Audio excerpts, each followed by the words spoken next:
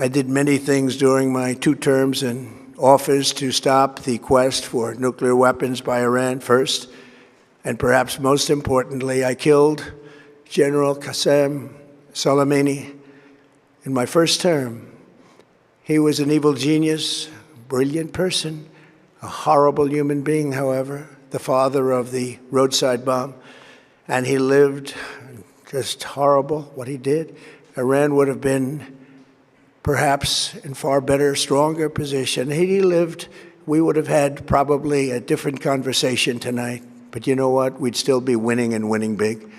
And then, very importantly, I terminated Barack Hussein Obama's Iran nuclear deal, a disaster. Obama gave them $1.7 billion in cash, green cash. Took it out of banks from Virginia, D.C., and Maryland, all the cash they had. He flew it by airplanes in an attempt to buy their respect and loyalty, but it didn't work. They laughed at our president and went on with their mission to have a nuclear bomb. His Iran deal would have led to a colossal arsenal of massive nuclear weapons for Iran, and they would have had them years ago, and they would have used them. It would have been a different world. There would have been no Middle East and no Israel right now, in my opinion, the opinion of a lot of great experts, had I not terminated that terrible deal. And I was so honored to do it. I was so proud to do it. It was so bad right from the beginning. Essentially, I did what no other president was willing to do. They made mistakes, and I am correcting them.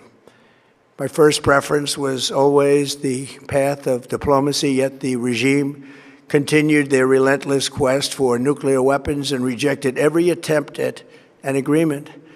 For this reason, in June, I ordered a strike on Iran's key nuclear facilities, an Operation Midnight Hammer. Nobody's ever seen anything like it. Those beautiful B-2 bombers performed magnificently. We totally obliterated those nuclear sites. The regime then sought to rebuild their nuclear program at a totally different location, making clear they had no intention of abandoning their pursuit of nuclear weapons. They were also rapidly building a vast stockpile of conventional ballistic missiles and would soon have had missiles that could reach the American homeland, Europe, and virtually any other place on Earth. Iran's strategy was so obvious. They wanted to produce as many missiles as possible, and they did, with the longest range possible, and they had some weapons that nobody believed they had. We just learned that out. We took them out. We took them all out so that no one would really dare stop them. And their race for a nuclear bomb, a nuclear weapon like nobody's ever seen before. They were right at the doorstep. For years, everyone has said that Iran cannot have nuclear weapons. But in the end, those are just words if you're not willing to take action when the time comes. As I stated in my announcement of Operation Epic Fury, our objectives are very simple and clear. We are systematically dismantling the regime's ability to threaten America or project power outside of their borders. That means eliminating Iran's Navy, which is now absolutely destroyed, hurting their Air Force and their missile program at levels never seen before, and annihilating their defense industrial base. We've done all of it. Their Navy is gone. Their Air Force is gone. Their missiles are just about used up or beaten. Taken together, these actions will cripple Iran military, crush their ability to support terrorist proxies, and deny them the ability to build a nuclear bomb. Our armed forces have been extraordinary. There's never been anything like it militarily. Everyone is talking about it, and tonight I'm pleased to say that these core strategic objectives are nearing completion. As we celebrate this progress, we think especially of the 13 American warriors who have laid down their lives in this fight to prevent our children from ever having to face a nuclear Iran. Twice this past month, I have traveled to Dover Air Force Base, and it's been something. I wanted to be with those heroes as they return to American soil, and I was with them and their families, their parents, their wives, the husbands. We salute them, and now we must honor them by completing the mission for which they gave their lives. And every single one of the people, their loved ones said, please, sir, please finish the job, every one of them. And we are going to finish the job, and we're going to finish it very fast. We're getting very close. I want to thank our allies in the Middle East, Israel, Saudi Arabia, Qatar, the UAE, Kuwait, and Bahrain. They've been great, and we will not let them get hurt or fail in any way, shape, or form. Many Americans have been concerned to see the recent rise in gasoline prices here at home. This short-term increase has been entirely the result of the Iranian regime launching deranged terror attacks against commercial oil tankers in neighboring countries that have nothing to do with the conflict. This is yet more proof that Iran can never be trusted with nuclear weapons. They will use them, and they will use them quickly. It would lead to decades of extortion, economic pain, and instability worse than we can ever imagine. The United States has never been better prepared economically to confront this threat. You all know that. We built the strongest economy in history. We're going through it right now, the strongest in history. In 1 year, we've taken a dead and crippled country. I hate to say that, but we were a dead and crippled country after the last administration and made it the hottest country anywhere in the world by far, with no inflation, record-setting investments coming into the United States, over $18 trillion, and the highest stock market ever, with 53 all-time record highs in just 1 year. It all positioned us to get rid of a cancer that has long simmered. It's known as the nuclear Iran, and they didn't know what was coming. They've never imagined it. Remember, because of our Drill Baby Drill program, America has plenty of gas. We have so much gas. Under my leadership, we are #1 producer of oil and gas on the planet, without even discussing the millions of barrels that we're getting from Venezuela. Because of the Trump administration's policies, we produce more oil and gas than Saudi Arabia and Russia combined. Think of that, Saudi Arabia and Russia combined. And that number will soon be substantially higher than that. There's no country like us anywhere in the world, and we're in great shape for the future. The United States imports almost no oil through the Hormuz Strait and won't be taking any in the future. We don't need it. We haven't needed it, and we don't need it. We've beaten and completely decimated Iran. They are decimated, both militarily and economically and in every other way. And the countries of the world that do receive oil through the Hormuz Strait must take care of that passage. They must cherish it. They must grab it and cherish it. They can do it easily. We will be helpful, but they should take the lead in protecting the oil that they so desperately depend on. So to those countries that can't get fuel, many of which refuse to get involved in the decapitation of Iran, we had to do it ourselves. I have a suggestion. #1, buy oil from the United States of America. We have plenty. We have so much.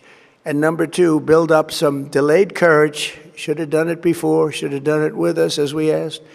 Go to the Strait and just take it, protect it, use it for yourselves. Iran has been essentially decimated. The hard part is done, so it should be easy.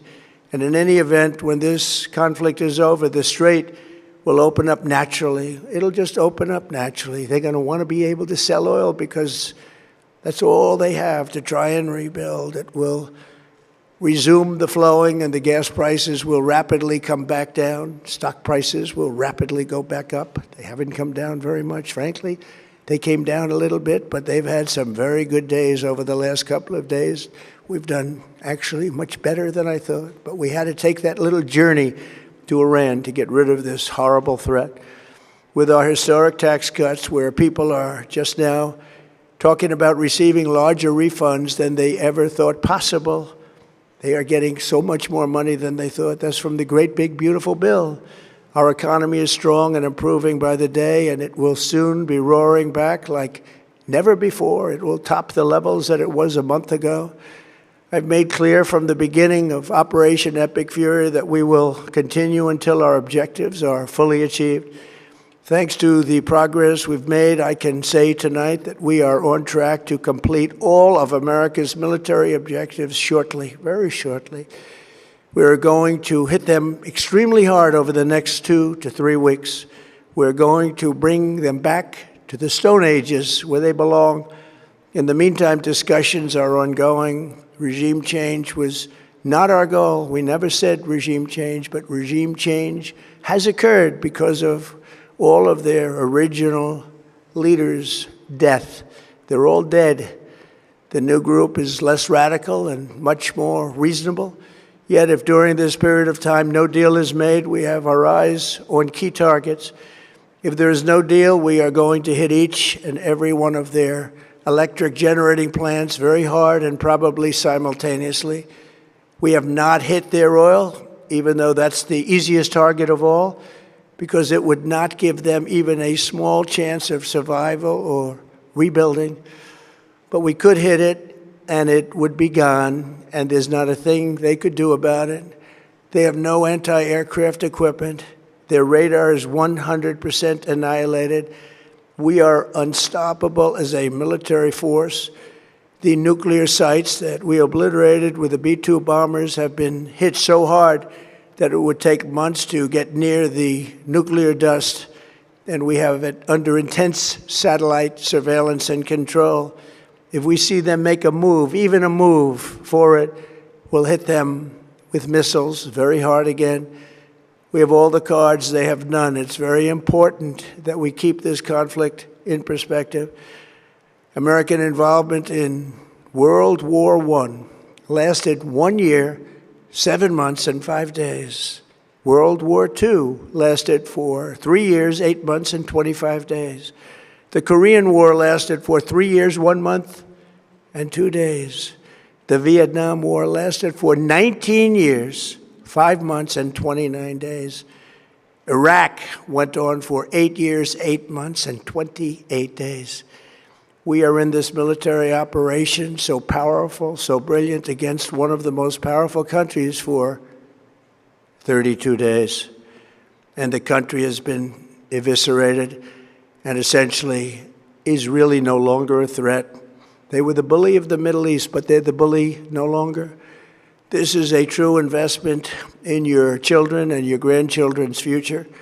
The whole world is watching, and they can't leave the power, strength, and brilliance. They just can't believe what they're seeing. They leave it to your imagination, but they can't believe what they're seeing, the brilliance of the United States military.